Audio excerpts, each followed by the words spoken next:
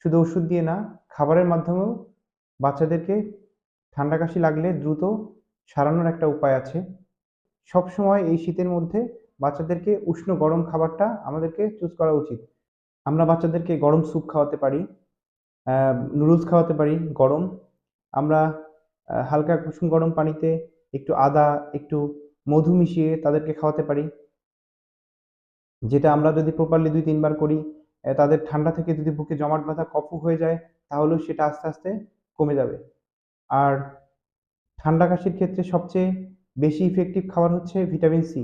যেহেতু vitamin C একটি anti inflammatory drug হিসেবে কাজ করে, সেহেতু আমরা ভিটামিন সি জাতীয় খাবারটা বাচ্চাদেরকে বেশি খাওয়াতে পারি। সেক্ষেত্রে ফলমূল আর শাকসবজির তো কোনো জুড়িই নেই। ফলমূলের মধ্যে আমরা মাল্টা, কমলা, লেবু, জলপাই, পেয়ারা এইসব খাবার আমরা